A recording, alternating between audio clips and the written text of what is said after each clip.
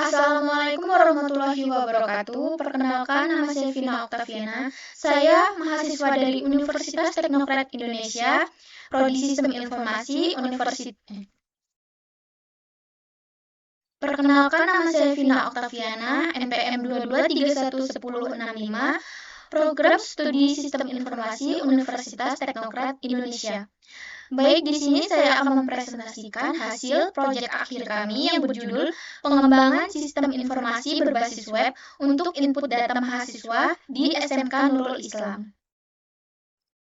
Latar belakang, pengelolaan informasi siswa merupakan elemen yang sangat krusial dalam bidang pendidikan, khususnya di zaman digital saat ini. Dengan kemajuan teknologi informasi yang sangat cepat, institusi pendidikan harus dapat mengatur data siswa dengan efisien dan tepat. Informasi siswa mencakup berbagai data penting seperti identitas, prestasi akademis, serta catatan kehadiran. Permasalahan yang ada, banyak sekolah masih menggunakan sistem manual, rentan terhadap masalah input data, resiko kehilangan berkas fisik, proses yang memakan waktu lama, dan kesulitan dalam pencarian data. Rumusan masalah. Dalam upaya pengembangan sistem informasi berbasis web untuk pengolahan data siswa, beberapa pertanyaan penelitian yang perlu dijawab. Yang pertama, apa saja permasalahan dalam pengolahan data siswa saat ini? Yang kedua, bagaimana sistem informasi berbasis web dapat membantu menyelesaikan permasalahan tersebut? Yang ketiga, apa saja fitur yang diperlukan untuk meningkatkan efisiensi pengolahan data siswa? Yang keempat, bagaimana cara memastikan akurasi dan keamanan data siswa? Dan yang kelima, apa dampak penerapan sistem terhadap proses administrasi? Pertanyaan-pertanyaan ini menjadi dasar dalam pengembangan sistem yang akan memenuhi kebutuhan pengguna dan meningkatkan efisiensi pengelola data di SMK Nurul Islam. Selanjutnya, batasan masalah. Untuk memastikan penelitian tetap fokus dan terarah, beberapa batasan masalah telah ditetapkan. Penelitian ini akan fokus pada pengembangan sistem informasi untuk input data siswa di SMK Nurul Islam. Batasan ini ditetapkan agar penelitian lebih terarah dan tidak meluas ke aspek lain dari manajemen sekolah. Ada dua ruang lingkup dan tidak termasuk.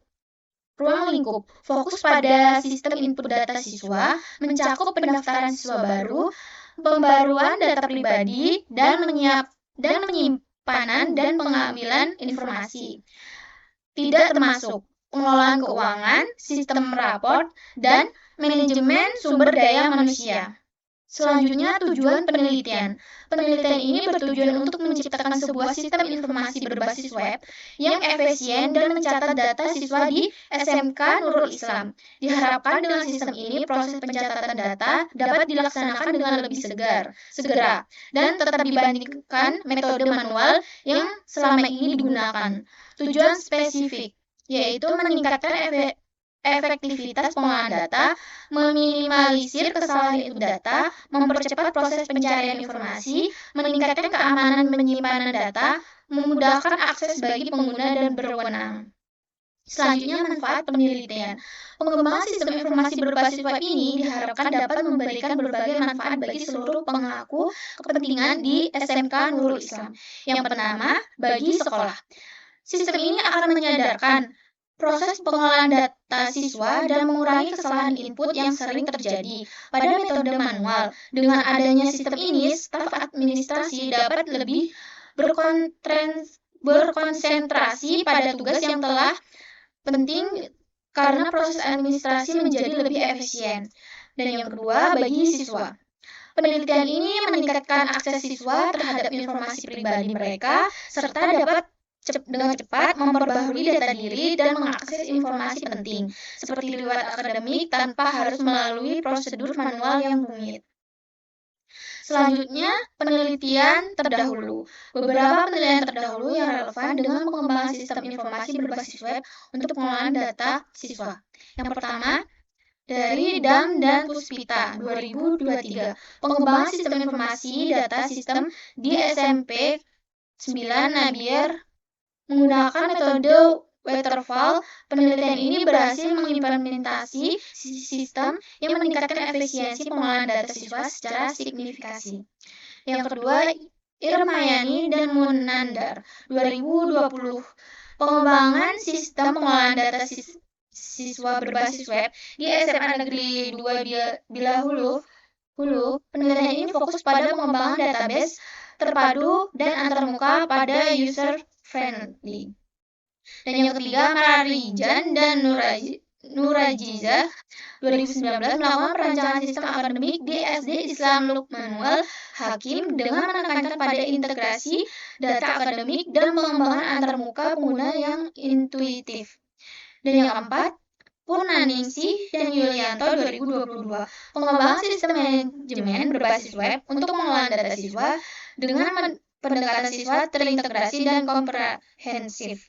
Dan yang terakhir, kelima, Setiawan et al. 2023 perancangan sistem informasi akademik di SMK Taman Siswa dengan fokus pada efisiensi administrasi dan kemudian akses data.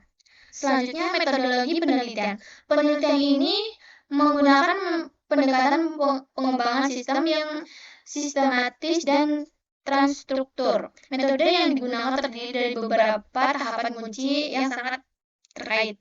Yang pertama, analisis kebutuhan.